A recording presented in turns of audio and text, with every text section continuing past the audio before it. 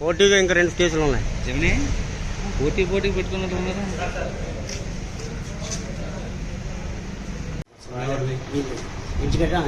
ఈయన ఎవరైతే పవన్ కుమార్ ఆయన 23 years అండి. ఈ సూరిబాబు 40 years.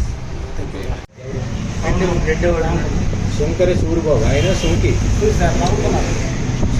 శంకర సూరిబాబు అనే వ్యక్తి పవన్ కుమార్ అమ్మితే మన పవన్ కుమార్ దొరికితే పవన్ కుమార్ మనకు చెప్పాడు సూరబాబు గారు కొంటాను ఇక్కడ మన బొండపల్లి మండలం పెడతాం విలేజ్.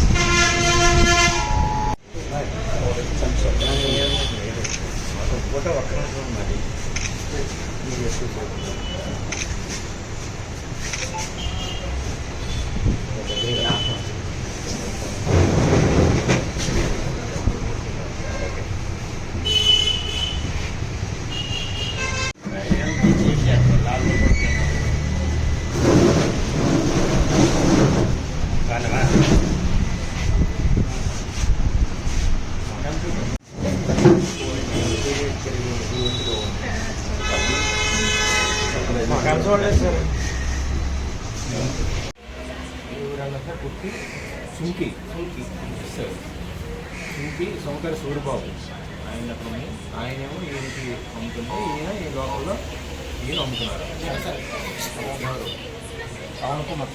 ఆయన సుంకి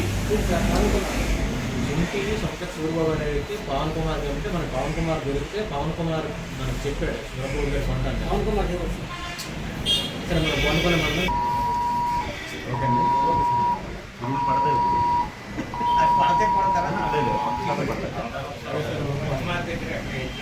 గాయత్రి హాస్పిటల్స్లో వార్డు బాయ్గా పనిచేస్తున్నారు ఆయన. అందరికీ నమస్కారం. నిన్న మాకు వచ్చిన ఇన్ఫర్మేషన్ మీద బొండపల్లి ఎస్ఐ గారు వారి సిబ్బంది 2 రెస్పెక్టబుల్ మీడియేటర్స్ సమక్షంలో మేము నిలివాడ జంక్షన్కి ఎస్ఐ గారి టీం వెళ్ళేటప్పుడు అక్కడ ఉన్న వ్యక్తి పోలీసు వారిని చూసి పారిపోతే వారిని పట్టుకొని ఎందుకు పారిపోవడానికి క్వశ్చన్ చేస్తే ఆయన పేరు డీటెయిల్స్ చెప్పడం జరిగింది. ఆయన దగ్గర గాంజా 1.8 kg అనేది ఉంది. దానిపైన మేజిస్ట్రేట్ సమక్షంలో ఆయన ఎంక్వైరీ చేసి ఆయన ఎవరి దగ్గర తీసుకున్నాడు అనేది డీటెయిల్స్ అడిగితే ఆయన ఒరిస్సా సుంకి గ్రామంలో శంకరి సూరిబాబు అనే దగ్గర కొని తీసుకొచ్చి ఇక్కడ లోకల్గా అమ్ముతుంటాడు. ఇప్పుడు మనకి ఇక్కడ దొరికిన వ్యక్తి పేరు పవన్ కుమార్. అక్కడ సుంకి ఎవరైతే అమ్ముతున్నారో ఆయన పేరు శంకర సూరిబాబు.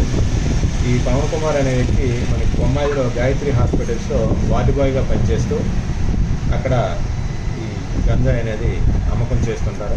ఎవరెవరికి అమ్ముతున్నారో కూడా పేర్లు చెప్పడం జరిగింది.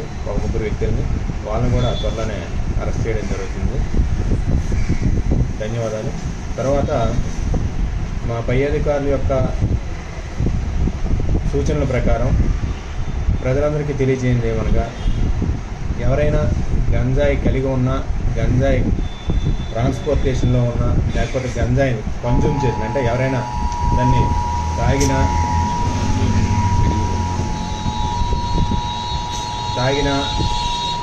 వారిపైన చర్యలు తీసుకోవడం జరుగుతుంది.